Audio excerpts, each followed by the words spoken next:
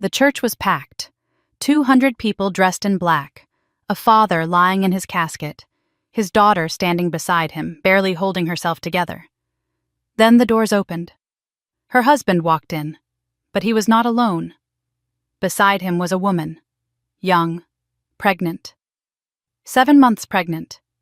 His hand rested on her belly like a declaration, like a challenge, like he wanted every single person in that room to see exactly what he had done. Gasps, whispers, a hymnal hitting the floor. And his wife? She did not scream. She did not cry. She did not collapse. She looked at him once, just once. Then she turned away and kept greeting guests as if the ground beneath her had not just cracked wide open. He thought she was powerless. He thought her father left behind nothing but a modest house and an old truck. He thought this was his moment to walk away clean. He had no idea that the will had already been executed. He had no idea the accounts had already been sealed. And he had absolutely no idea that the quiet woman he had just humiliated in front of her father's memory had inherited $300 million. Every satisfying moment of what happens next, he earned himself. The lesson. This story will teach you something most people learn too late. Silence is not weakness. Patience is not surrender. And the person who controls the outcome is never the loudest one in the room. It is the one who prepared while everyone else was performing. If you have ever been underestimated, overlooked, or written off by someone who confused your kindness for weakness, this story was made for you. If that opening gave you chills, wait until you hear the ending. Stay until the last word. I promise it will be worth every minute. And if stories about quiet strength, real justice, and dignity that does not need applause matter to you, hit that subscribe button right now. Turn on the notification bell so the next story finds you before anyone else. Drop a comment and tell us where you are watching from and what time it is there. And if this story resonates with someone you know, share it. Sometimes the right story reaches the right person at exactly the right moment. The funeral hall was silent when Mark Garrison walked in. His hand rested on the belly of another woman. Brooke Calloway was 7 months pregnant. Her dress was tight. Her heels clicked against the marble floor like a countdown nobody asked for. Mark did not lower his head. He did not let go of her hand. He walked forward with the confidence of a man who believed the room owed him something. Emily Whitman stood by her father's casket, dressed in black, her hands folded, her expression unreadable. She had been greeting guests for the past 40 minutes. She had shaken hands with people who had known her father for decades. She had accepted condolences with a grace that surprised even those who thought they knew her well. When the doors opened and Mark appeared with Brooke beside him, conversation stopped mid-sentence. A woman in the third pew dropped her hymnal. The sound echoed through the church like a small explosion that nobody acknowledged. Emily saw them immediately. She saw Brooke's belly. She saw Mark's hand. She saw the way he scanned the room, measuring his own impact the way a man checks his reflection before walking into a meeting. The faintest tremor crossed Emily's jaw. It lasted less than a second. Then she turned back to the elderly couple she had been speaking with and continued the conversation as if the ground beneath her feet had not just shifted. Every person in that church assumed they knew who the victim was. Every single one of them was wrong. If you believe that silence can be louder than a scream, stay with this story until the end. Drop where you are watching from and what time it is right now. And if quiet, strength, and justice matter to you, consider subscribing before this story is over. Because the ending will change the way you think about dignity forever. Emily Whitman lived the kind of life that nobody wrote stories about. She worked at the county library in a small town outside Charlotte, North Carolina. She drove a 10-year-old Honda Civic with a dent in the rear bumper that she never got fixed because fixing it felt like an unnecessary expense. She brought casseroles to sick neighbors. She remembered everyone's birthday. She returned shopping carts to the corral, even when it was raining. She was the kind of woman people described as nice, and they meant it as both a compliment and a limitation. Her husband, Mark Garrison, was the opposite. Mark filled rooms. He spoke first at dinner parties. He laughed loudly at his own jokes and waited for others to join in.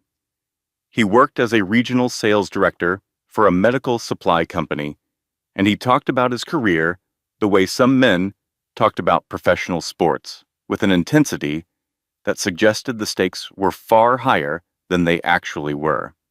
Mark had married Emily 8 years ago in a small ceremony at the same white steepled church where her father would eventually be laid to rest. At the time, he told his friends he admired her calmness. She was steady, he said, grounded, the kind of woman who would let him chase whatever he needed to chase without creating drama. What Mark actually meant, though he would never have said it this plainly, was that Emily would not compete with him for attention.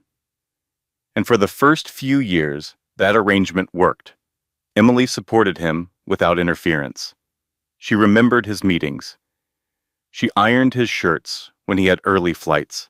She handled the logistics of their shared life with an efficiency that Mark mistook for simplicity. He never asked whether she wanted more.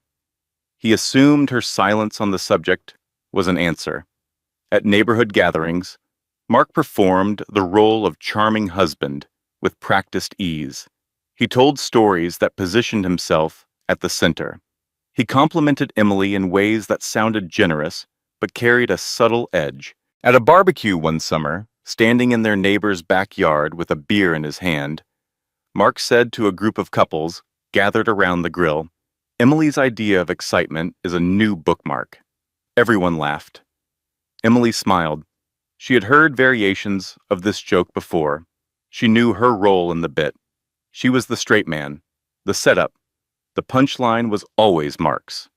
But Karen Fitzsimmons, standing 3 feet away with a plate of potato salad she had made from a recipe she swore was her grandmother's, but was actually from Pinterest, caught something in Emily's eyes. A flicker, brief, almost invisible. Like a match struck in a dark room that burned out before it could catch. Karen said nothing, but she remembered it. She would remember it for a long time. Emily did not fight back, not because she could not because she lacked the words, but because Emily had learned very early in life that fighting required an audience, and audiences required performance, and performance required energy. She preferred to invest elsewhere. Her father had taught her that. Robert Whitman was a quiet man in the way that certain mountains are quiet. Not because they lacked force, but because their force did not require announcement. He lived in a modest ranch house on 3 acres outside Charlotte. He drove a Ford truck he had owned for 12 years. He wore the same brown jacket to church every Sunday until the elbows wore thin, and then he patched them rather than buying a new one. Neighbors assumed Robert was comfortable, maybe a retired contractor, maybe a man who had done well enough with a small business and invested carefully. Nobody asked directly because Robert did not invite financial conversation. He talked about weather, about woodworking, about the tomatoes he grew in his backyard that were always better than anyone else's, but that he never bragged about.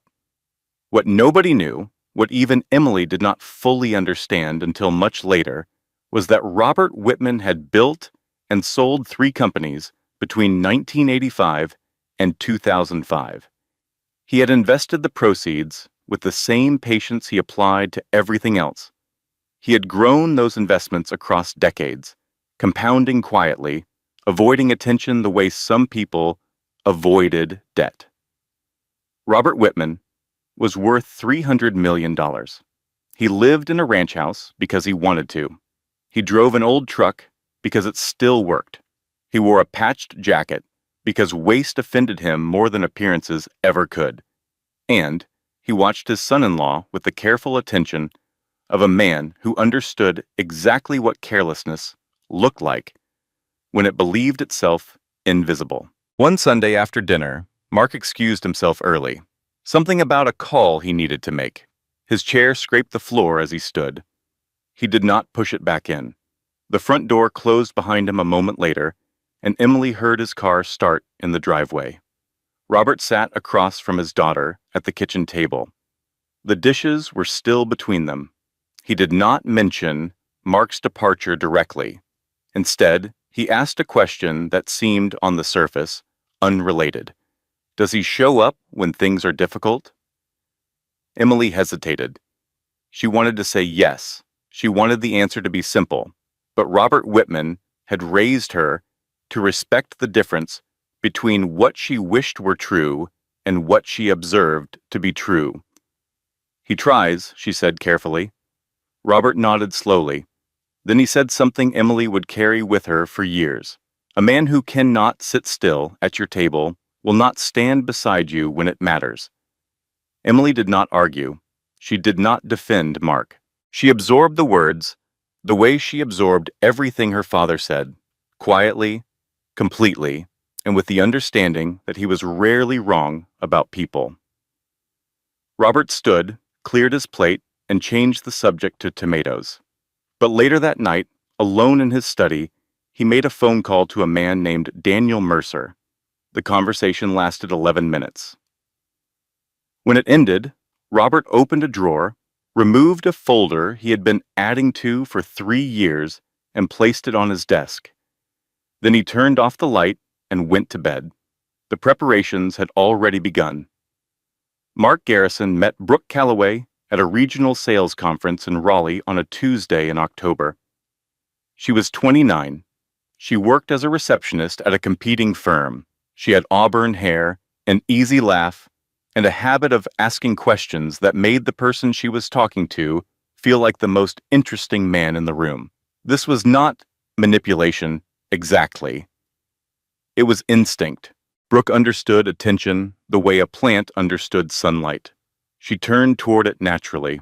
Mark noticed her at the hotel bar during a networking mixer. She was standing alone, holding a glass of white wine, looking just uncomfortable enough to seem approachable. He walked over and introduced himself with the confidence of a man who had never been told no in a way he believed. Their conversation lasted 2 hours. Brooke laughed at his stories. She asked about his career with what felt like genuine interest. She told him he seemed like someone who was going places, and Mark absorbed that compliment the way dry ground absorbs rain. By the end of the evening, he had her phone number. By the end of the week, he had texted her 14 times. By the end of the month, they were meeting for dinners that Mark described to Emily as client obligations. The affair did not begin with passion or moral collapse. It began with conversation, with complaints shared over drinks, with a slow erosion of a boundary that Mark had never respected enough to maintain. Brooke asked questions that Emily had stopped asking years ago. How was your day? What are you working toward? Do you feel appreciated? Mark told himself these were things a man needed: affirmation, excitement, the sense that someone recognized his potential. He told himself Emily had stopped providing them. He told himself the affair was a symptom of a marriage that had already failed. Each justification built on the last until betrayal no longer felt like a choice. It felt like inevitability. Emily noticed the shift before she could name it. The signs were small at first. A phone angled away at the dinner table. A new password on his laptop. A sudden interest in his appearance that had nothing to do with her. Mark began speaking about ambition with a sharpened edge, as if the word justified a growing impatience with the life he shared with his wife. He criticized her more. Her cooking lacked creativity. Her schedule was too predictable. She never wanted to do anything exciting. The complaints were never loud enough to qualify as arguments. They existed in the space between conversation and accusation, the kind of chronic, low-grade contempt that erodes a person so gradually they mistake the damage for normalcy. Emily did not confront him. She had learned from her father that confrontation only worked when you controlled the outcome. Without that control, all confrontation did was teach the other person how to lie more carefully. Instead, she began to observe. She noticed which nights Mark came home late and which mornings he left early. She noticed the restaurant charges on their shared credit card that did not match the restaurants they visited together. She noticed that his phone, which he had once left carelessly on the kitchen counter, now traveled with him everywhere, even to the bathroom. She did not snoop. She did not read his messages. She simply cataloged the pattern the way a meteorologist catalogs pressure changes. Not because a storm was guaranteed, but because preparation made survival possible.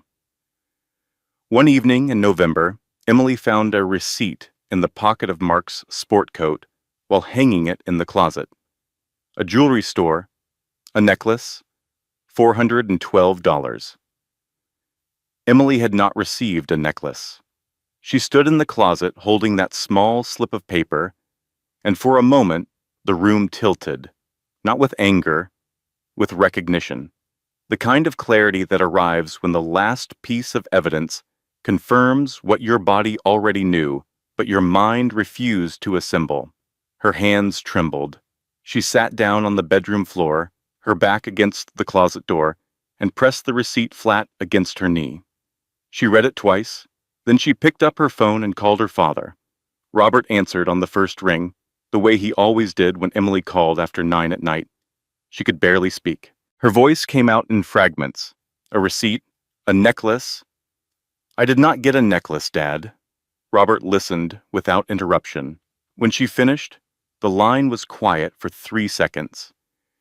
Then he said, "Come to the house tomorrow. Bring nothing. Tell no one." Emily arrived at her father's ranch house the next morning at 10.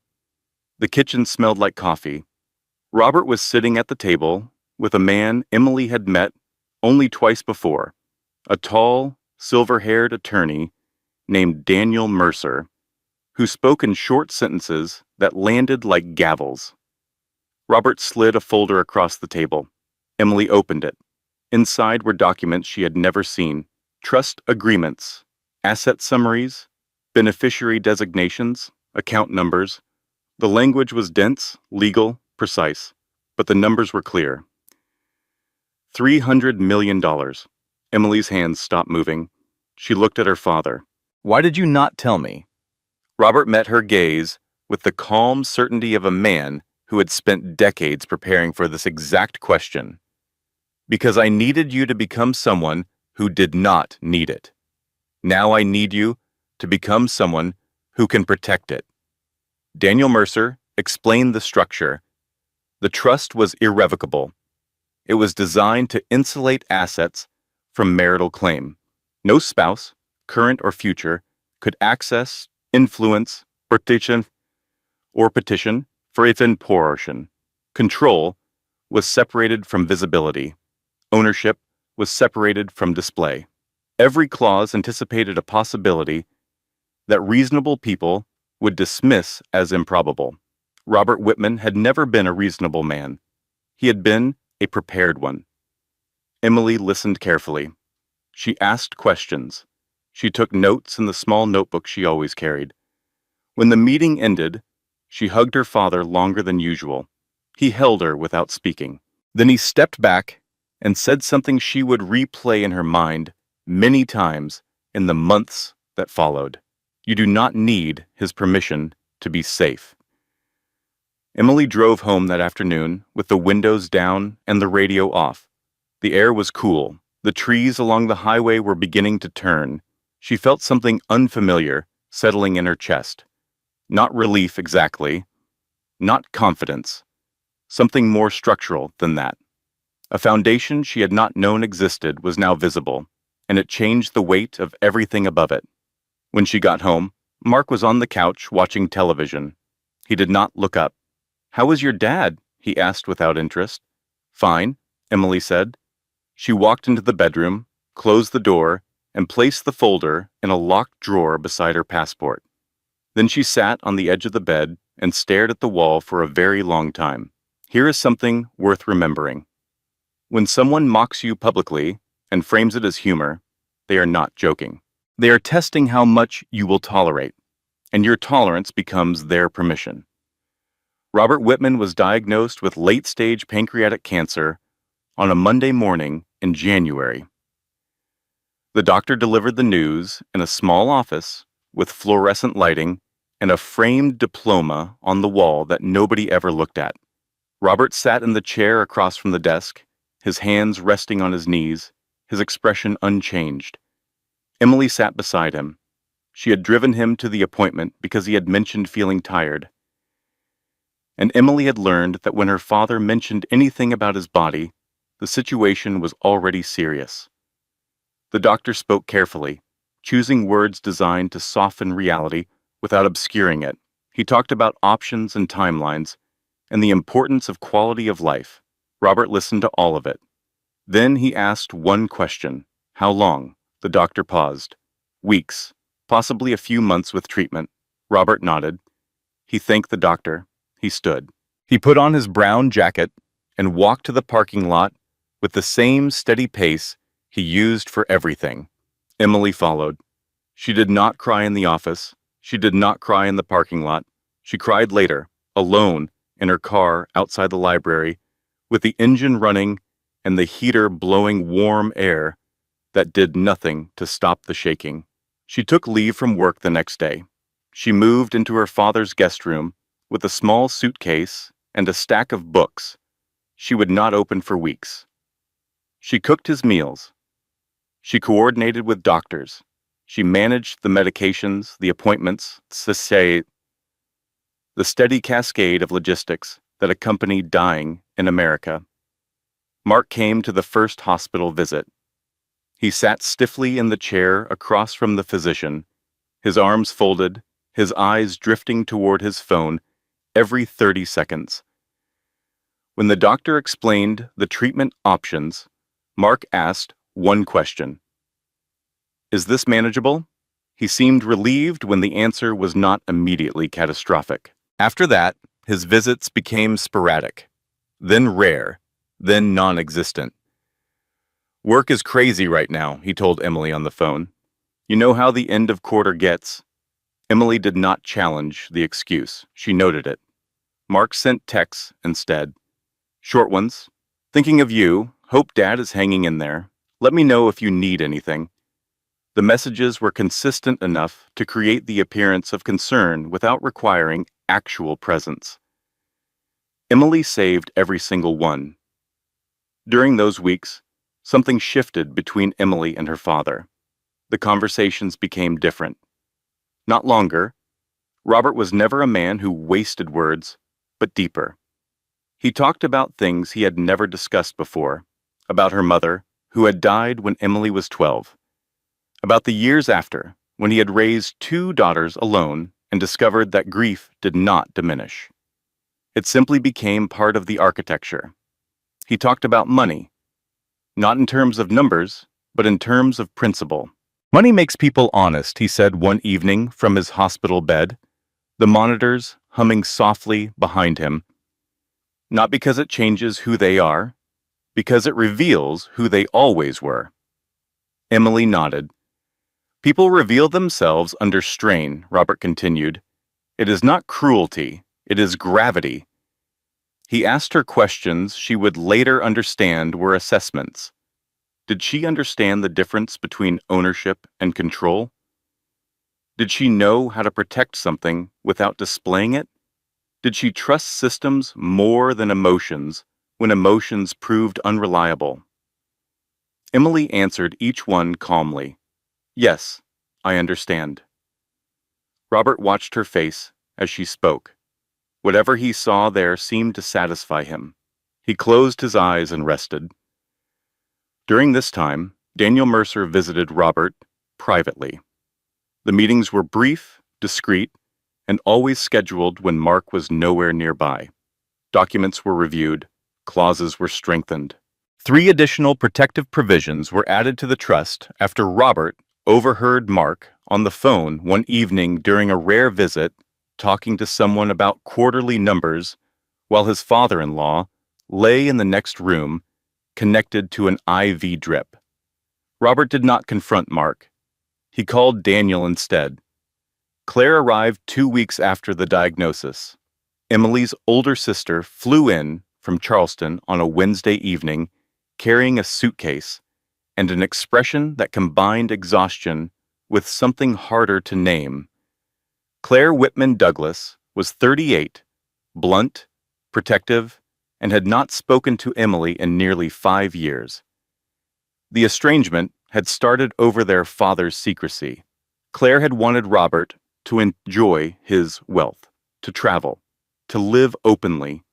Robert refused. He believed visibility invited distortion.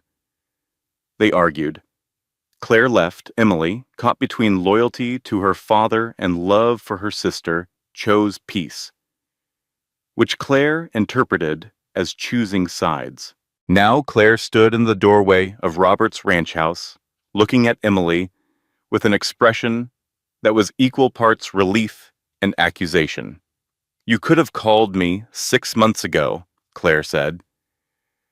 "You could have called me any time in 5 years," Emily replied. They stared at each other for a long moment. The hallway was quiet. The clock on the wall ticked. Then Claire dropped her bag on the floor and said, "Fine. We are both terrible. Where is Dad?" Claire's presence changed the texture of everything. She was louder than Emily, more direct, less patient with subtext. She asked questions Emily would not ask. She said things Emily only thought.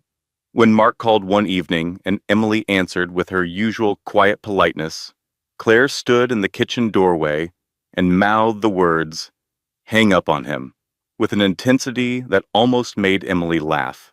Almost, not quite, but almost. Robert's condition deteriorated steadily through February. He grew thinner. His movements slowed. His voice, once steady enough to anchor any conversation, became something Emily had to lean close to hear. But his mind remained sharp. He asked about Mark exactly once. Emily answered honestly. Robert listened. Then he said, "I am glad you understand the difference between what you wish were true and what you know to be true." Emily held his hand. She did not cry in front of him. She saved that for later, in the guest room, with the door closed and a pillow pressed against her face so that nobody would hear. Robert Whitman died on a Thursday morning in early March. Emily was beside him. The room was quiet. The monitors had been turned off hours earlier at his request. There were no dramatic last words. He simply looked at his daughter, and with a voice so soft it barely qualified as sound, he said, "You will be all right." Emily believed him. Claire arrived 17 minutes too late. She stood in the hallway outside his room, her hand on the wall, her shoulders shaking. Emily came out and held her. They stood like that for a long time, two sisters who had lost 5 years to stubbornness, reunited by the one man who had loved them both with equal ferocity and unequal methods. Mark sent a text 40 minutes later. "Sorry, babe. Let me know what you need for arrangements." He did not come that night. The will was read 3 days after Robert's death in Daniel Mercer's office, behind a door that locked from the inside. Only 3 people were present. Daniel, Emily, Claire. Daniel spoke without ceremony. He laid out the documents the way a carpenter lays out tools, each one placed precisely, each one necessary. Robert had left Claire $5 million outright. Generous by any standard. Enough to live comfortably for the rest of her life. Claire stared at the number and said nothing for several seconds. Then she looked at Emily. Daniel continued. "Everything else? The remaining $295 million in diversified holdings real estate, and investment accounts, was placed in an irrevocable trust with Emily as the sole beneficiary. The room was very quiet. Claire spoke first. "He always said you were the patient one." She paused. "Guess he meant it literally." Emily did not laugh. She looked at Daniel. "And Mark?" Daniel met her eyes. "Mark is not mentioned anywhere in these documents. Your father structured the trust specifically so that no spouse, current or future, could access, influence, or claim any portion. The assets are legally insulated from marital proceedings. This is yours, permanently." Emily nodded slowly. The number was staggering, but the structure was what mattered. Her father had not given her wealth as a gift. He had given it as protection. And protection, she understood, was a form of love that required no explanation. That evening, Emily and Claire sat on their father's back porch. The air was cool. The yard was dark. A bottle of wine sat between them, already half empty.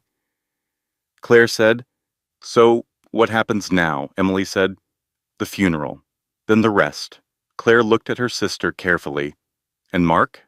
Emily took a long sip of wine. "Mark does not know about the trust.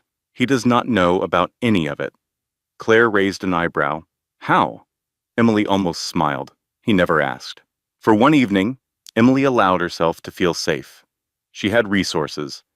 She had legal protection. She had her sister back. The wine was good. The porch was quiet. The stars above Charlotte did not care about trust documents or unfaithful husbands or grief that sat in your chest like a stone you could not swallow. For one evening, everything felt possible. That feeling would not last. The funeral was held on a Saturday. The white steeple church was full. Robert Whitman had been quietly respected in the community for decades. The kind of man whose absence people felt before they could articulate why. Emily arrived early with Claire. They stood near the casket, greeting guests with the careful warmth that funerals demand. People spoke softly. They touched Emily's arm. They said Robert was a good man, which was true, and that he was in a better place, which Emily appreciated without believing. Mark was supposed to arrive at 10.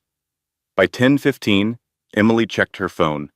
No message. By 10:20, Claire's expression had shifted from concern to something darker. At 10:27, the church doors opened. Mark walked in. Brooke Calloway was beside him. Her belly was unmistakable at 7 months. Her dress was cream-colored, inappropriate for a funeral, in a way that seemed deliberate. Mark's hand rested on her abdomen. His posture was straight. His expression suggested not remorse, but declaration. The church fell silent. Not gradually, immediately. The kind of silence that follows a gunshot or a confession. Karen Fitzsimmons, sitting in the fourth row with her husband and her opinions, actually stood up. Then she sat back down, her mouth open, her potato salad temporarily forgotten. Claire gripped Emily's arm. Her voice was barely a whisper. "Tell me I am hallucinating." "You are not," Emily said. "I am going to kill him," Claire said. "Not in church," Emily replied. Claire's jaw tightened. "Fine. Parking lot." Emily watched Mark guide Brooke to a pew near the middle of the church. Watched him sit down without looking at her. Watched Brooke place her hand on her belly with a possessiveness that had nothing to do with motherhood and everything to do with territory. The whispers started. They moved through the pews like wind through wheat. Emily felt every single one of them. She felt the pity. She felt the judgment. She felt the curiosity of people who were already composing the version of this story they would tell at dinner. When it was time for Emily to deliver her reading, she walked to the podium on legs that felt borrowed from someone else. She opened the Bible to the passage her father had chosen months ago. She began to read. Her voice cracked on the second sentence. She stopped. The entire church watched. 200 people held their breath. Emily stood at the podium, with her father's words in front of her and her husband's pregnant mistress in her line of sight. And for 3 seconds that lasted a lifetime, she could not speak. Then she inhaled. She straightened her shoulders. She finished the reading without looking up again. When she returned to her seat, Claire reached over and held her hand without looking at her. Pastor Jim Briggs delivered the eulogy. He had known Robert for 40 years. His voice was calm, measured, unhurried, and every single sentence was a surgical instrument. Robert Whitman believed that character was what a man did when he thought nobody important was watching, Pastor Jim said. He believed that loyalty was not a word you said at the altar. It was a choice you made every single day after. He never looked at Mark. He did not need to. The entire church felt the weight of those words land exactly where they were aimed. After the service, Mark approached Emily outside. His expression suggested reasonableness, the practiced look of a man who had prepared his defense before the accusation. "I think we should talk about this like adults," he said. Claire stepped between them before Emily could respond. "Adults do not bring their pregnant girlfriend to a funeral, Mark. That is what children do when they want attention." Mark's face reddened. He looked at Emily over Claire's shoulder, searching for the ally he had always assumed she would be. Emily looked back at him with an expression he had never seen before. Not anger, not grief, distance. The kind of distance that could not be closed with words. Mark walked away. Brooke followed, her confidence visibly diminished. That evening, Emily sat in her father's living room alone. Claire had gone to pick up food. The house was quiet. Emily's phone buzzed.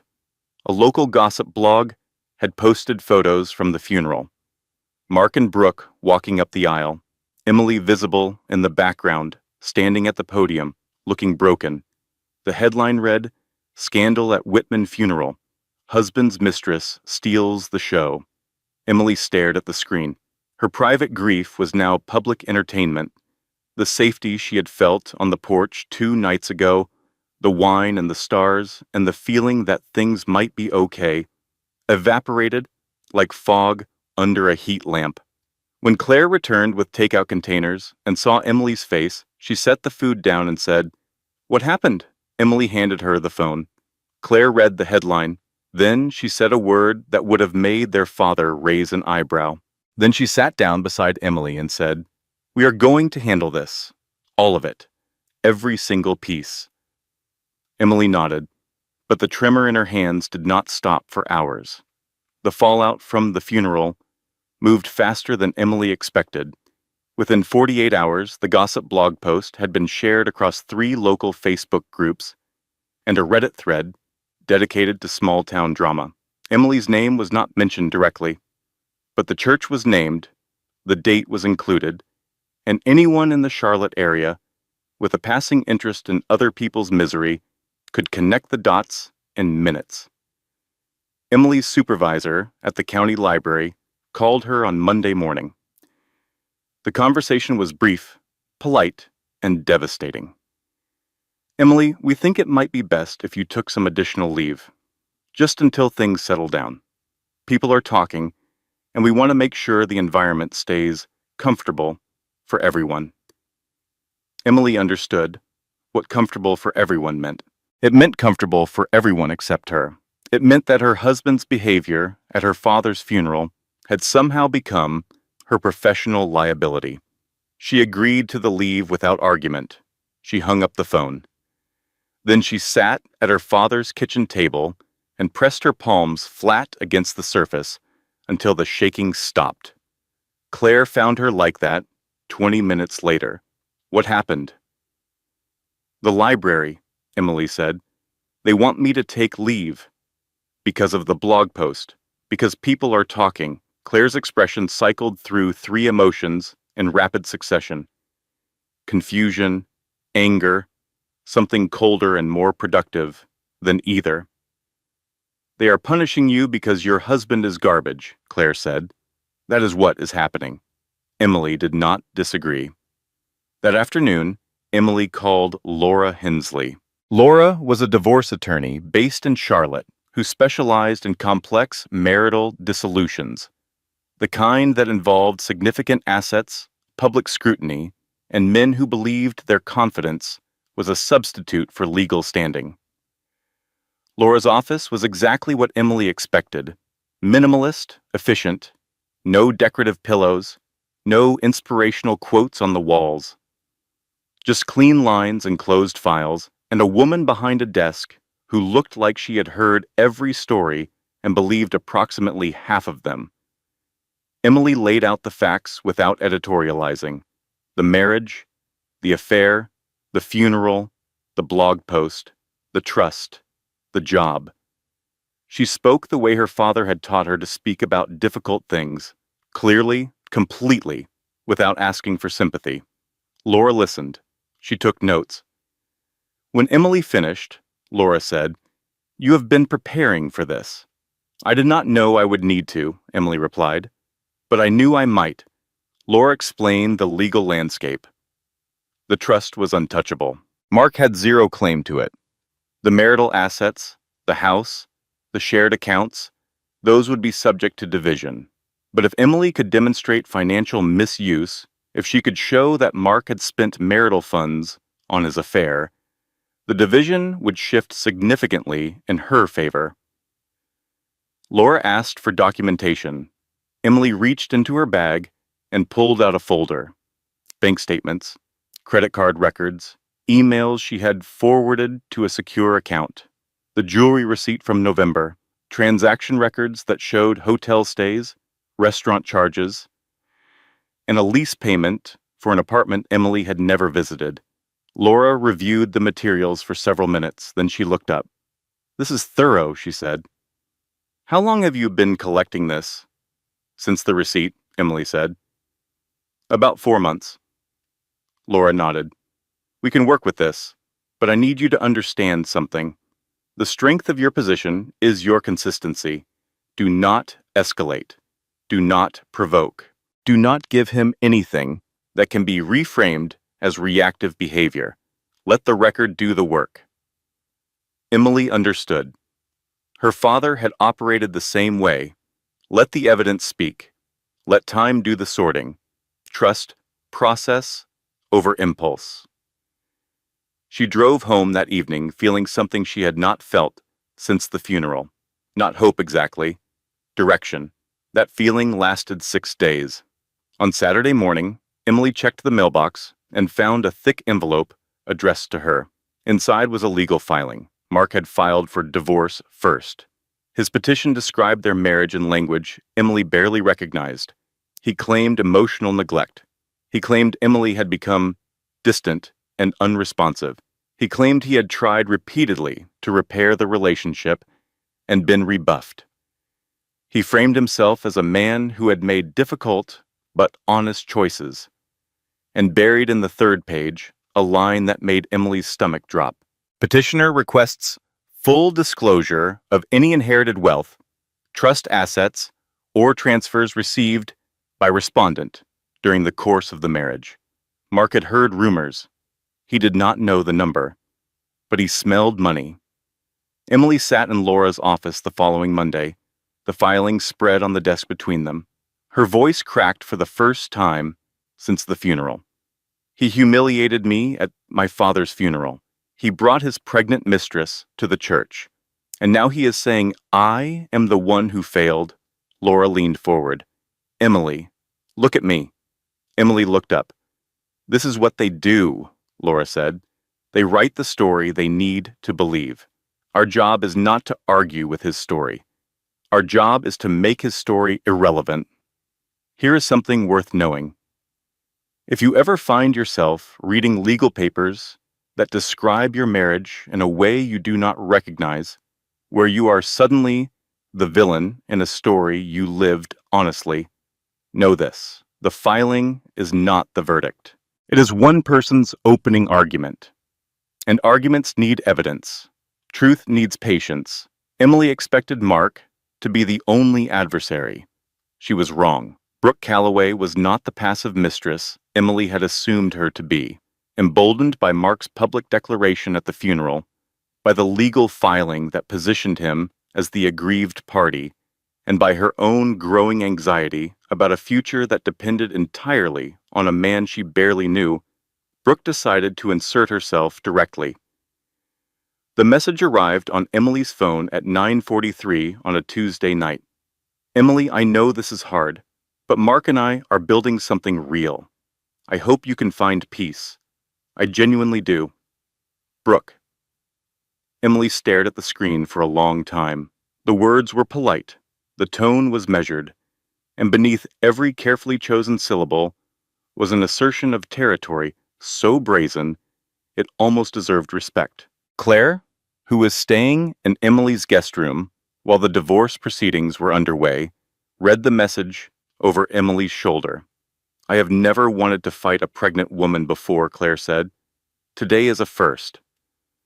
Emily did not respond to the message. She screenshotted it instead.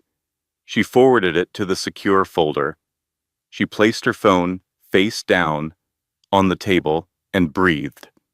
Over the following 2 weeks, Brooke escalated. She began posting carefully staged photos on social media. Pictures of nursery preparations. Pictures of prenatal checkups, with Mark's hand visible in the frame. Pictures that told a story of domestic stability and new beginnings, authored by a woman who was 7 months pregnant by another woman's husband. Karen Fitzsimmons, whose social media surveillance capabilities rivaled those of a mid-level intelligence agency, reported each post to Emily with the dedication of a wartime correspondent. She posted a picture of baby shoes, Karen said over the phone, matching ones, and they were expensive. I checked. Emily did not ask how Karen checked. Some things were better left unexplored. Mark, meanwhile, grew increasingly confident. His attorney was building a narrative that required Emily to be the villain, the cold wife, the emotionally absent partner, the woman who had driven her husband into the arms of someone warmer and more available. This narrative required Brooke to be visible, sympathetic, and above all, permanent. Mark coached Brooke carefully. "Be kind," he told her. "Be the bigger person. People will see that." Brooke followed instructions. She smiled at strangers in public. She spoke about Mark with rehearsed warmth. She positioned herself as a woman who had found love in complicated circumstances and was trying to do the right thing. Emily watched all of this from a distance. She did not comment. She did not counterattack. She continued documenting. She continued meeting with Laura. She continued building a record that would speak when she chose not to. Claire kept her sane. They developed a routine during those weeks. Mornings were for logistics, phone calls with Laura, document reviews, financial comparisons. Afternoons were for normalcy. They drove to the grocery store. They cooked dinner. They watched television and pretended to be two sisters living ordinary lives. One evening, Claire looked up from her laptop, where she had been printing bank statements, and said, "I cannot believe I am doing forensic accounting at 11 at night. This is what Dad trained us for." Emily looked at her sister. For the first time in weeks, she laughed. A real laugh. Brief, but real. Laura filed the counter-response on a Friday. The trust was cited as a premarital inheritance, protected by statute, entirely outside the marital estate. Mark's claim to disclosure was challenged on multiple grounds. His financial misuse was documented with transaction records, dates, and amounts. Mark's attorney contacted Laura within 48 hours. The tone shifted. The aggressive posturing softened. Mark was losing ground. Emily allowed herself to feel hope. Just for a moment, just enough to believe that the worst was behind her. Then Karen Fitzsimmons called. "Honey," Karen said, and her voice had the particular quality it only achieved when delivering catastrophic gossip. "I do not know how to tell you this, but Brooke is telling people the baby might not be Mark's. Emily's grip tightened on the phone. What? Apparently, she told two people at her prenatal class. It spread from there. The baby might be someone else's, someone she was seeing before Mark, or at the same time. The details are fuzzy. Emily sat down slowly. Her mind moved quickly through the implications. If the baby was not Mark's, everything shifted. Mark's attorney could argue the affair was less serious than documented, a brief lapse rather than a sustained betrayal. The financial misuse argument weakened if Mark could claim he had been manipulated by Brooke. The carefully constructed record Emily had built over months suddenly had a crack running through it. She called Laura immediately. Laura listened. Then she said, "Do not panic." This changes the tactical landscape, but not the legal foundation. The trust remains untouchable. The financial records remain valid. We adjust. We do not abandon. Emily tried to absorb that reassurance. She tried to hold on to the logic of it. Then it got worse. Mark's attorney filed an amended motion. Mark was now claiming he had been manipulated by Brooke, that he was a victim of both women, that his judgment had been compromised by emotional vulnerability following the death of his father-in-law. He was rewriting the story again. He was the victim. He was always the victim. And then Brooke made her own move. Panicking over the paternity rumors, desperate to control a narrative that was slipping away from her, Brooke contacted a regional tabloid blogger directly. She sold her story. She included private details about Emily, about the funeral, about the Whitman family. She exaggerated the wealth, hinted at secrecy, implied that Emily had known about the affair, and permitted it as part of some calculated scheme. The story went semi-viral. Not national news, but enough. Enough for Emily's name to appear in search results. Enough for strangers to have opinions. Enough for the private dissolution of a marriage to become a public spectacle. Emily sat in her father's empty house that night, surrounded by boxes she had not yet unpacked and grief she had not yet processed. The clock on the wall ticked. The refrigerator hummed. The silence was the wrong kind. Not peaceful, but abandoned. She called Claire at 2 a.m. "I cannot do this," Emily said. Her voice was raw. "He turns everything into his story. Every time I think I'm ahead, he rewrites it." Claire was quiet for a moment. Then she said, "Em, listen to me. He is not rewriting anything. He is flailing. Drowning people make a lot of noise. That does not mean they are winning." Emily pressed the phone against her cheek and closed her eyes. Claire continued, quieter now. "Dad built you a fortress. The walls are still standing. Mark is throwing pebbles at them and calling it a siege. Let him throw. When it feels like the person who hurt you keeps finding new ways to control the narrative, remember this. Narratives are temporary. Records are permanent. The loudest voice in the room is almost never the one the judge listens to." Laura Hensley did not believe in dramatic gestures. She believed in preparation, in documentation, and in the quiet, relentless accumulation of facts that made dramatic gestures unnecessary. When she filed the subpoena for Mark Garrison's complete financial records, she did it on a Tuesday afternoon with the same energy most people brought to ordering coffee. When the records arrived, she reviewed them with the focus of a surgeon examining X-rays, looking not for the obvious fracture, but for the hairline cracks that would prove the entire structure was compromised. What she found was devastating. Mark had spent $47,000 from the joint account on expenses directly related to his relationship with Brooke Calloway over a period of 9 months. Hotel stays in cities where he had no business obligations. Restaurant charges at places Emily had never visited.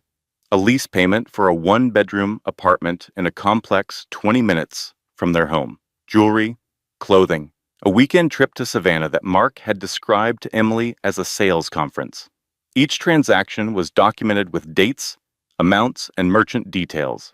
Each one correlated precisely with the timeline of the affair, and each one used funds from an account that legally belonged to both Mark and Emily. But the financial records were only part of it. Laura had also obtained Mark's email correspondence through discovery. And Mark, who had spent months believing that nothing he wrote would ever be examined by anyone with authority, had been remarkably generous with his honesty. In one email to Brooke, sent at 11:47 on a Tuesday night, Mark had written, "Emily is dead weight. She has been for years. Once this is finalized, everything will be simpler. The money situation will correct itself." In another, to a colleague, Mark had complained about being stuck, about waiting for paperwork, about how some people pretended to be humble while hiding nothing worth finding. He had described his father-in-law as a nobody who lived in a shack and referred to the funeral as unnecessary theater. In a third email, sent the week after he filed for divorce, Mark had written to Brooke, "She thinks she can wait me out. But I know what I am worth, and I know what she is not." Laura spread these documents across her conference table and looked at Emily. "These are not confessions," Laura said. "They are better." Emily waited. "They establish expectation," Laura continued. "They show that he believes outcomes are owed to him, that he is acting in anticipation of authority he does not possess, that he views marital assets as his personal resources and his wife as an obstacle to be removed." She explained how courts interpreted such language, assumption of entitlement, particularly when paired with documented financial misuse, demonstrated bad faith. It showed intent. It revealed a pattern of behavior that went beyond infidelity into something more legally consequential, the systematic misappropriation of shared resources based on the unexamined belief that consequences did not apply. Emily understood. Mark's words did not need to condemn him explicitly.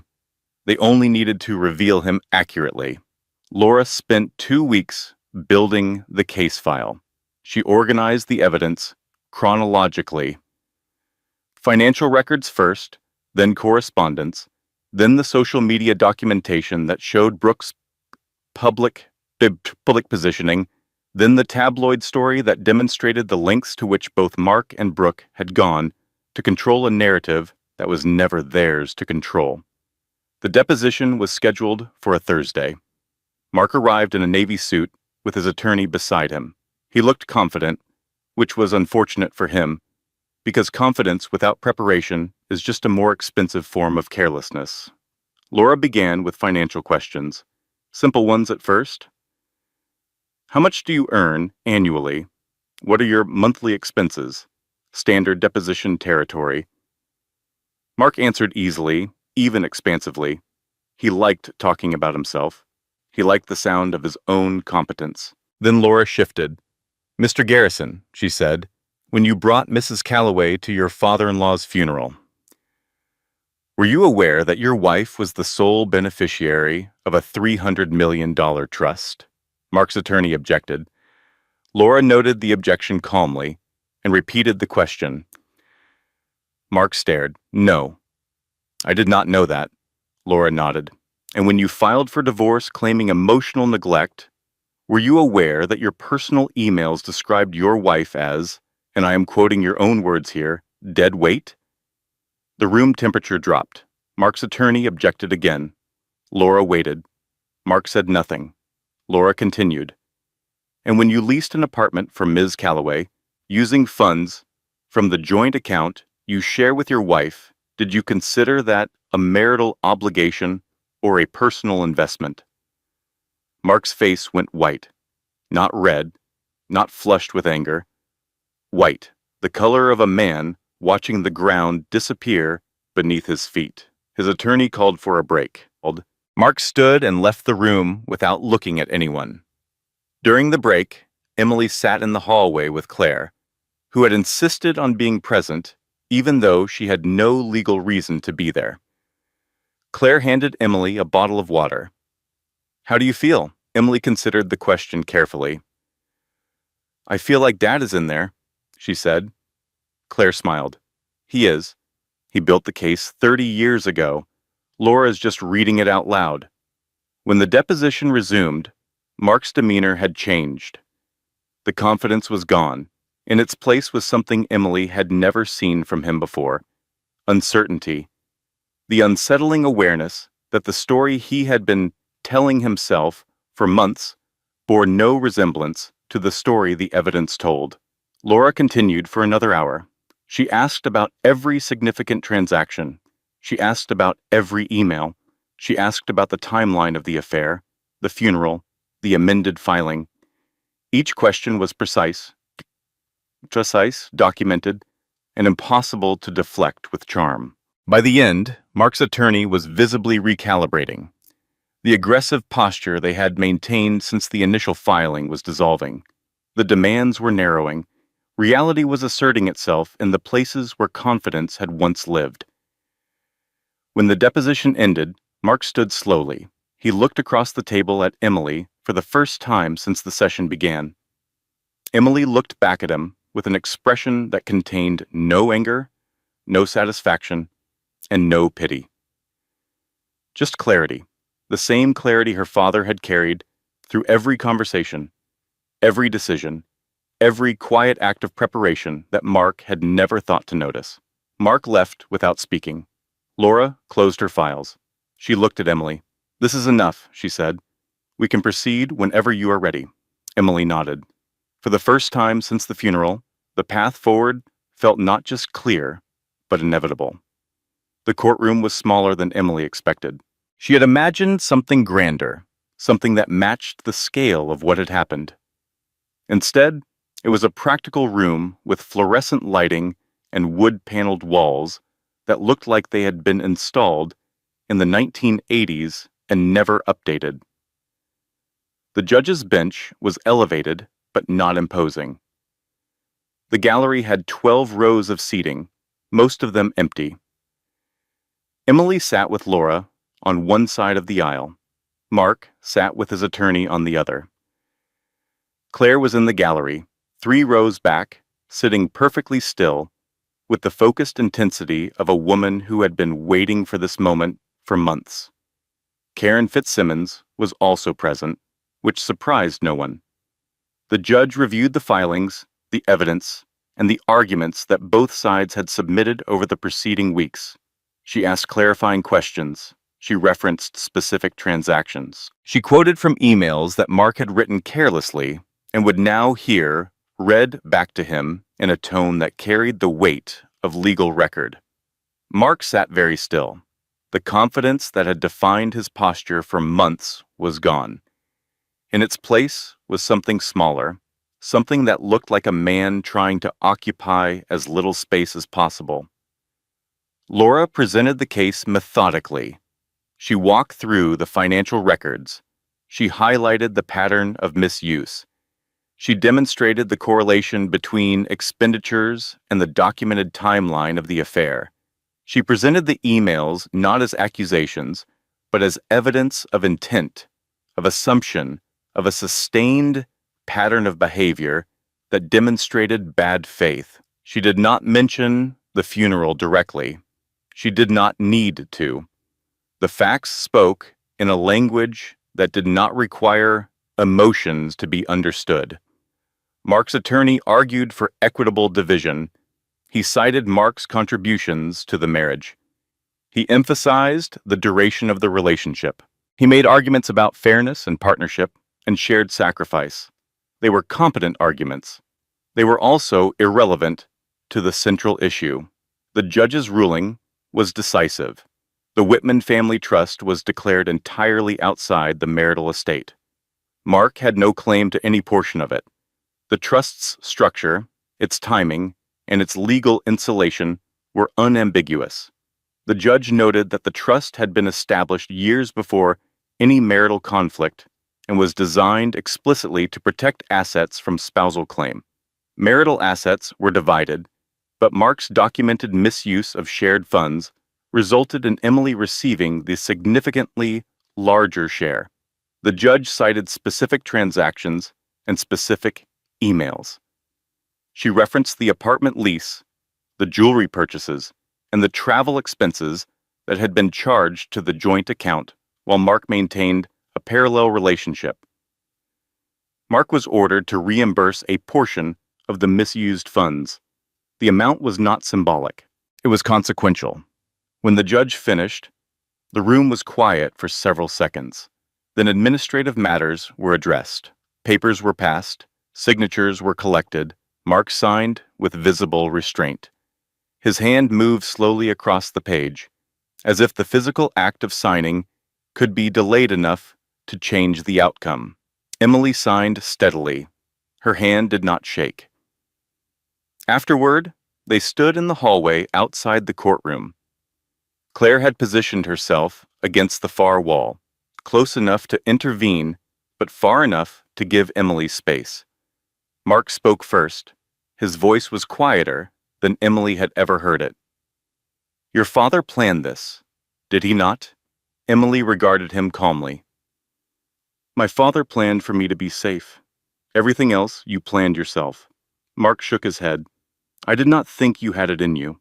Emily held his gaze. "I know. That is why it worked." Mark looked at her for a long moment. Something passed across his face, not understanding exactly. Recognition. The belated awareness that the woman standing in front of him was not the woman he had married, or rather, that she was exactly the woman he had married, and he had simply never bothered to look closely enough to see it. He walked away. His attorney followed. The hallway was empty. Claire approached and stood beside Emily. Neither of them spoke immediately. Then Claire said, "Dad would have hated this hallway. Fluorescent lights, terrible acoustics." Emily laughed. The sound surprised her. It echoed off the wood-paneled walls and faded into the quiet. They walked out together into afternoon sunlight that was sharp and warm and completely indifferent to the proceedings that had just concluded inside. Brooke Calloway's tabloid story backfired in ways she had not anticipated. The blogger who published it had exaggerated certain details, misquoted others, and presented speculation as fact. When Laura Hensley's office issued a formal correction through proper legal channels, the blogger retracted the most inflammatory claims within 48 hours. The damage was not erased, but it was contained. The paternity test confirmed that the baby was Mark's. This resolved the biological question, but created new ones. Mark, whose legal strategy had briefly pivoted toward claiming he was Brooke's victim, could no longer sustain that narrative. The affair was real. The child was his. The choices he had made were unambiguously his own. Brooke found herself in an increasingly uncomfortable position. The apartment Mark had leased for her was now subject to the court's financial orders. The payments had stopped. Mark, whose income was reduced by the reimbursement he owed Emily, could no longer maintain the lifestyle he had promised. The confidence that had attracted Brooke in the first place was gone, replaced by a bitterness she had not signed up for. Mark distanced himself from Brooke gradually, then abruptly. Phone calls became shorter. Visits became rarer. The future he had described to her in those late-night emails, the one where everything would be simpler, failed to materialize. Brooke was left alone, 8 months pregnant, in a complex whose lease was expiring, with a story she had sold to a blogger that now made her look foolish rather than sympathetic. Emily learned all of this secondhand through Claire and Karen Fitzsimmons, whose information network operated with a reliability that formal intelligence agencies would have envied. One morning, Claire mentioned casually that Brooke's mother had posted on social media asking for community support. Baby clothes, diapers, the kind of request that signaled genuine need rather than performance. Emily was quiet for a long time after hearing this. She sat at the kitchen table, her coffee growing cold, staring at a point somewhere beyond the wall. Then she said, "The baby did not choose any of this." Claire looked at her. Emily contacted Brooke's mother through an intermediary, not directly, not publicly. She arranged a small fund, not large enough to constitute reconciliation or forgiveness, large enough to cover medical expenses for the baby's first year. The arrangement was anonymous. Brooke would never know where it came from. Her mother would know only tell that someone had offered help without conditions. Claire watched Emily handle the logistics with her usual precision and said, "You are a better person than me." Emily shook her head. "This is not about being good. It is about not becoming something I do not want to be." In the weeks that followed, Emily moved through the practical aftermath of the divorce with the same methodical calm she had applied to everything else. She sold the house she and Mark had shared. The process was efficient. She did not linger over rooms or replay memories. She signed the papers, divided the proceeds as the court ordered, and moved forward. Her new apartment was smaller. It was intentional. The walls were bare when she arrived. The rooms echoed slightly. It felt like a place that had not yet been claimed by anyone's story, and Emily found that quality restful. She unpacked slowly over weeks rather than days. She placed items deliberately. She hung one photograph, a picture of her father standing in his backyard, holding a tomato the size of a fist, looking at the camera with an expression that suggested the tomato was the most important thing in the world. Claire helped with the move. She stayed in Charlotte longer than either of them had planned. The 5 years they had lost to stubbornness were not fully recovered, but they were being addressed, one conversation at a time, one evening on the porch at a time. One night, sitting on the small balcony of Emily's new apartment, Claire said, "Can I ask you something?" Emily nodded. "When did you know?" Claire asked. "Not about the affair. When did you know about Dad? About the money?"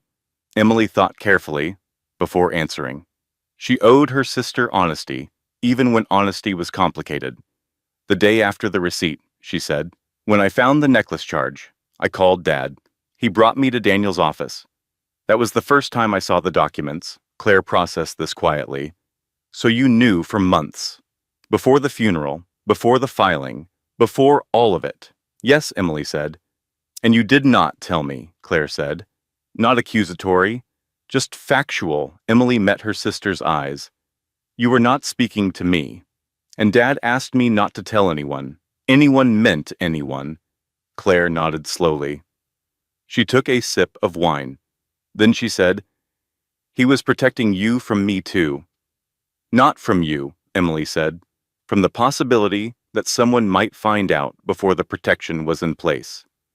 Claire was quiet for a long time. Then she said, "I spent 5 years angry at him for being secretive. And his secrecy is the reason you are sitting here right now instead of fighting for scraps in a courtroom." Emily did not respond. Some truths did not require acknowledgement. They just required space. Mark attempted contact once after the divorce was finalized. An email framed as reflection. He spoke about regret, about misunderstanding, about how things might have been different if he had known more. Emily read the email once. She did not respond. She archived it and closed the folder. The impulse to reply, to correct, to explain was there. It existed briefly, like a match struck in a dark room. Then it went out. She understood now that Mark would always need an external explanation for internal failures. His version of events required her to be deceptive, so that he could remain unexamined. Emily declined the role. She had been cast in his story long enough. 6 months after the divorce was finalized, Emily Whitman started a nonprofit. It was small, a single office in a converted storefront on a side street in Charlotte. 2 desks, a filing cabinet, and a coffee pot that worked intermittently. The organization provided financial literacy resources For women going through divorce, women who did not know how to read a bank statement, who did not understand what a trust was, who had never been taught that their signature on a document carried as much legal weight as their husband's. Emily did not attach her name publicly. The organization was called Whitman Resource Center, which people assumed was named after the poet. Emily did not correct them. She worked there 3 days a week. She answered phones. She organized workshops. She sat across the table from women who looked the way she had looked in Laura's office months ago, frightened, confused, and beginning to understand that the story they had been living was not the story they had been told. She did not offer pity. She offered information. She walked them through documents. She explained terms. She connected them with attorneys who worked on sliding scales. She told them, without drama, that knowledge was not power. Knowledge was protection. Power was what other people called it when they wanted you to feel guilty for having it. Claire visited monthly from Charleston, where she had returned, but with the understanding that distance no longer meant disconnection. They talked on the phone twice a week. They argued about small things. They laughed about smaller ones. They did not discuss the 5 lost years, except occasionally, in passing, the way you mention weather that is already cleared. Daniel Mercer sent Emily quarterly updates on the trust. She reviewed them carefully. She asked questions. She made adjustments when advisors recommended them. She did not expand her lifestyle. She drove the same Honda. She lived in the same apartment. She wore clothes she had owned for years. When Daniel asked once whether she planned to do anything different with the resources, Emily said, "I plan to make sure they outlast me." Daniel nodded. "Your father said something similar, almost the exact same words." Emily smiled. The resemblance to her father had never been physical. It was structural, and she had made peace with that. Karen Fitzsimmons remained a constant. She appeared at Emily's apartment every other week with food she claimed to have made, but had clearly purchased from the deli counter at Harris Teeter. She provided updates on neighborhood events Emily no longer attended, and gossip Emily no longer needed, but secretly enjoyed. Karen told her once, during a particularly animated report about a neighbor's landscaping dispute, "You know what I always liked about you, Emily? You listen like you are storing ammunition." Emily laughed. "I am just listening, Karen." Karen winked. "Sure you are." On the anniversary of Robert Whitman's death, Emily drove to the cemetery alone. The morning was cool. The sky was the particular shade of gray that March brings to the Carolinas. Not threatening, just quiet. She stood by his grave for a long time. She did not speak aloud.